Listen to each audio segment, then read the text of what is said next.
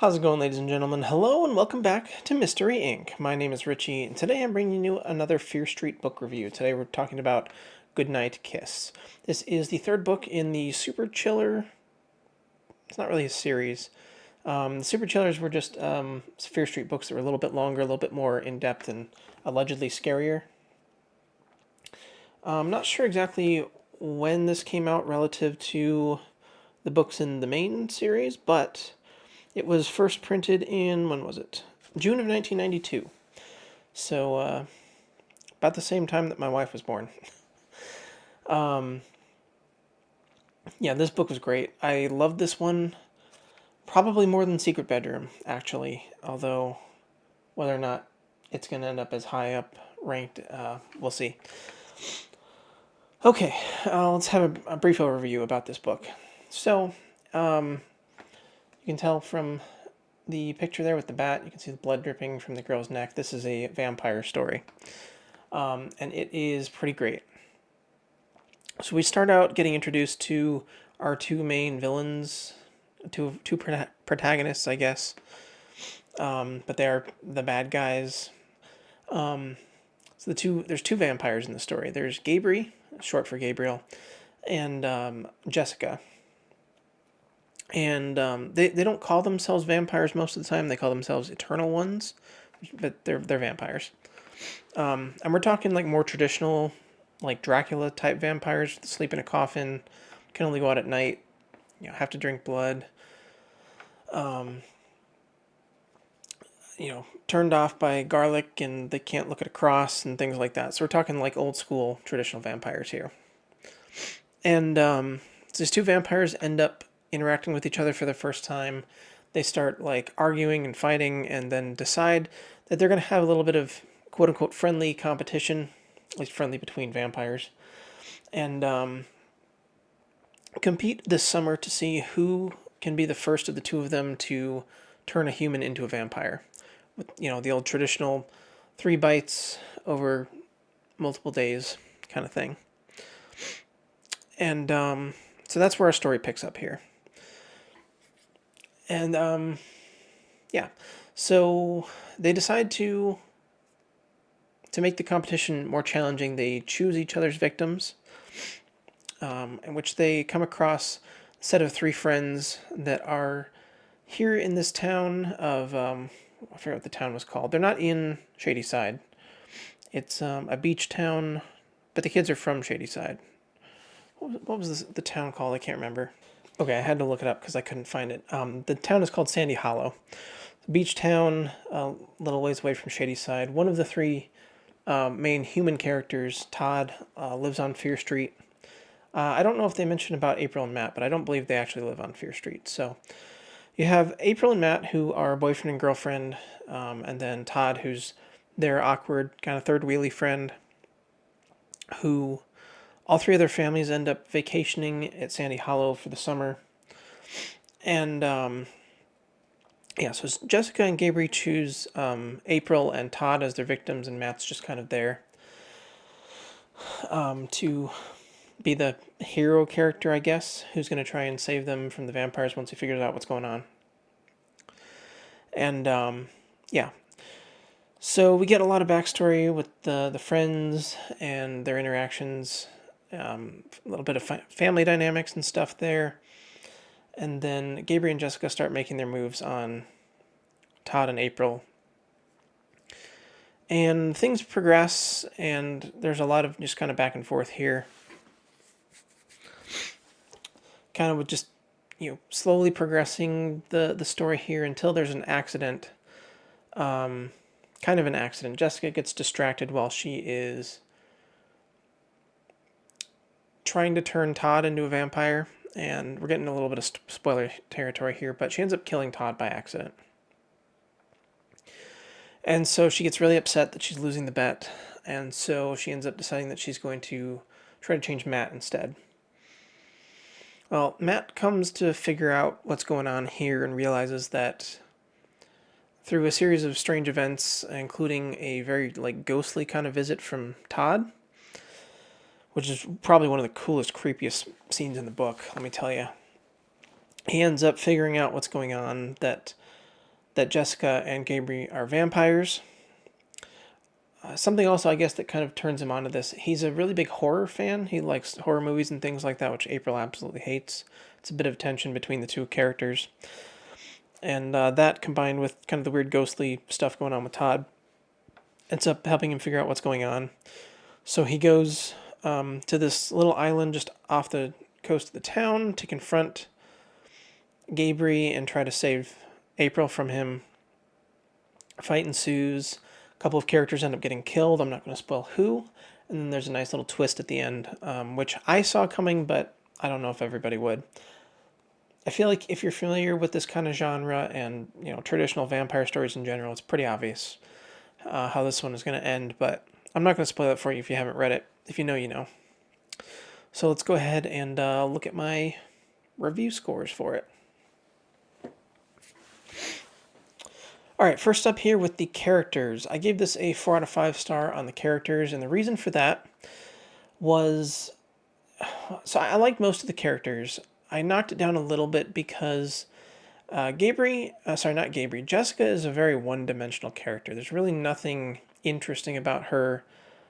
We don't really understand her motivations for, wanting to have this bet and everything, other than that she's just jealous of Gabriel or something like that. I don't know. She's just very one-dimensional, so I knocked the ranking down there a little bit for that. Other than that, Gabriel's a very good, well-written character. He's very intriguing, very mysterious. Want to know more about his backstory, which we don't really get. Felt like April, Todd, and Matt were all relatively well-written. I found Matt to be kind of relatable, and Todd reminded me a lot of my best friend growing up as well. And then April was just kind of a good, kind of generic character.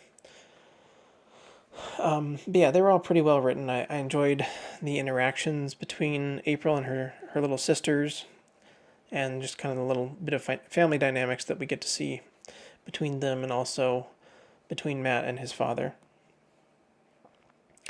And then there's a couple of very minor side characters that are just fine. Atmosphere in this book was phenomenal. The way everything's described, we got a beach scene, we've got bats flying around in the air, we've got this creepy island. There's fog coming in at different points in time. We've got like a carnival setting for part of the story. Everything was just, the atmosphere was phenomenal. Plot and twist. I only gave this one 3 stars. The plot, the reason being is the plot was very predictable. Pretty much the moment that Jessica's introduced, within like a page of her being introduced, I already figured out that she was a vampire.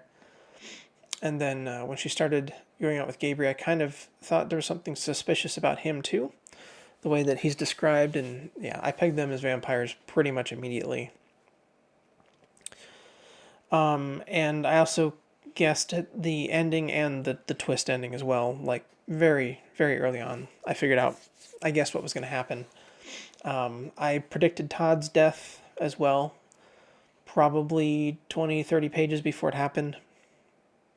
So yeah, there was nothing about the story that really surprised me, except for the bedroom scene between Matt and Todd after Todd's been killed. That I was not expecting that, and it was very well done, I think. Pacing and intrigue. Yeah, the book was fairly well paced. It was very intriguing. Like, I wanted, even though I knew what was going to happen, I wanted to know what was going to happen. I was looking for the twist, waiting to see if I was going to be right or not, and I was. I knocked it down just a little bit because there are some points towards the the beginning when the vampires start dating the teens, I guess, where it just kind of drags a little bit longer than it needs to. I felt like, although, what am I trying to say? I felt like it was not necessarily needed to be a super chiller. It could have been like the normal 150, 160 page length instead of the 200 and been just fine. Well, I don't know if that's fair to say, actually, because it did build up a lot of tension, waiting to see what was going to happen, but some of that stuff just in that section felt very repetitive to me. So I knocked it down just a little bit for that. Overall enjoyment of the book, 5 stars, hands down. Like, it was great. I loved this one. It was very good. Comparing it to The Secret Bedroom is really hard. I love both of these books. I think right now I would say that I like this one more than Secret Bedroom. I don't know that it's a better book than Secret Bedroom, because is that true? No, I think I like Secret Bedroom more. I don't know. It's very hard. I'm gonna have to think about that one. It's gonna take me a while to make a decision on that, but absolutely phenomenal. I can't wait to read the sequel to this, which I'll get to eventually. I don't want to read it right away because I've got a lot of other Fear Street books that I want to read. Don't know which one I'm going to pick up next, but I'm thinking it's probably either going to be Cat or Switched. I haven't decided. I really want to get to read Cat while Cry of the Cat from Goosebumps is still fresh in my memory, because I want to see if the Fear Street book Cat inspired Stein with his Series 2000 Cry of the Cat, because it came out only 7 months after Cat did. So I may read that one next. I'm not sure. There's a lot of books in the series that I want to read, and a lot of Goosebumps books and other things that I want to get to also. So we'll see. Humor for this book. Yeah, again, most of these Fear Street books have not had a lot of humor, but there was some joking back and forth with Jessica specifically. Something on page 21 that I found funny. I didn't. It wasn't a laugh out loud moment or anything like I had in The Wrong Number, but there was a scene in there that was kind of funny, or she was making jokes, even if they weren't particularly good jokes. There was a decent attempt at humor there, so I give it a 1 star for that. Which brings us an overall score of 4.4 out of 5, or a 4.5 star overall. Yeah, this book was absolutely great. And then if we take a look at where the score put it in the ranking compared to the other books, we see it here in second place, just below The Secret Bedroom at 4.6, and a decent chunk above Lights Out and The Wrong Number. Looking at these scores, I think I actually might have been a little bit harsh with The Wrong Number, but it did have a little. I had some personal issues with it more than was necessarily fair, I think. But yeah, so that's where we're at with our Fear Street ranking so far. Again, Goodnight Kiss, great read. If you're looking to pick up a Fear Street book and haven't read any, or like vampire stories and stuff, I recommend checking this one out. See if you enjoy it. I loved it. And yeah, that's gonna wrap it up for today. Let me know what you guys thought of the Goodnight Kiss. Let me know. Have you read the sequel? Is it as good or better than this one? What other Fear Street books do you love? What would you like to see me read and review next? It's probably going to be Cat, but if you have any other suggestions, let me know.